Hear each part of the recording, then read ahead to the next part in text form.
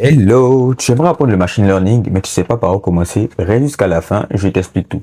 Comment j'ai fait et quelles sont les ressources que j'ai utilisées. Il est important de noter que dans un premier temps, les bases, c'est pas les modèles. Premièrement, apprendre l'algorithmie. Pour faire une analogie pour que cela soit très simple, l'algorithmie, c'est comme la recette des œufs. Une fois que tu as la recette des œufs, tu as la capacité de pouvoir en faire, peu importe la poêle qu'on te donne. Alors, tu auras compris l'analogie.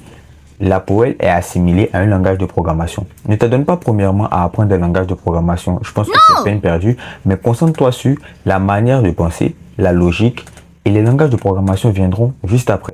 En ce qui concerne les ressources que j'ai utilisées pour apprendre l'algorithmie, premièrement, il y avait les ressources de mon école, et dans un second temps, il y a également une chaîne YouTube que je vous conseillerais d'aller regarder, appelée Shiny, qui offre des vidéos pour pouvoir apprendre l'algorithmie ainsi que les langages de programmation très intéressants à regarder.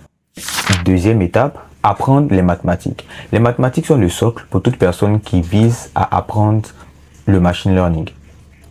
Trois disciplines clés que je pourrais vous proposer. Les statistiques, les probabilités et l'analyse. Ces trois disciplines vous permettront de pouvoir aborder vos datasets avec aisance et confiance. Je vous le confirme. Troisième étape, apprendre le machine learning. Apprentissage supervisé, apprentissage non supervisé et apprentissage par renforcement.